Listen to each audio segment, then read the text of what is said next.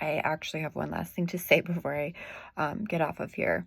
And this is going to be a short because it's not a whole video. But this is me going to call out in hopes that somebody might find this video and would love to debate me on their take on scripture and how scripture, what do they say again?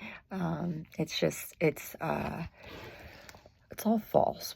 Whatever you think you know, and how it contradicts itself, and how XYZ. I've studied this so much that God's prepared me for a time as this. That when these things are going to come up, that I'm so ready with all the things that I've researched outside of it too. So, please, if you want to test the knowledge here, as far as God and what His Word says, I would love to hear from somebody who wants to tell me how the scripture contradicts itself. And then in that same token, gives me that moment to go ahead and align that for them, because I truthfully believe that's something that is in the heart of the Father, that He doesn't wish or He doesn't will for any to perish, but that all shall know.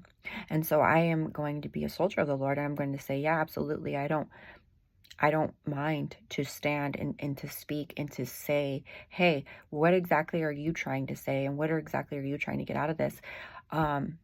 And then from that point, again, I mean, I've gone through the ringer. I've gone through all these things. I've literally had to scratch and claw my way through to figure out if this was actually going to be what I believe and how much I believe it. And at the end of the day, that's the best thing you can do for yourself, right?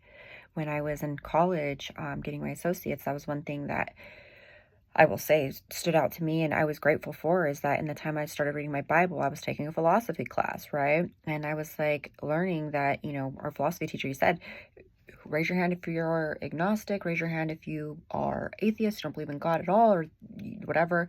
Agnostic simply means that you can't prove that there is or isn't. And then he said, and raise your hand if you're, you believe in theology, whatever that might look like, right? And of course I raised my hand at that, but I was open-minded to the rest. I was open-minded to listening to what exactly the other things, people might believe in.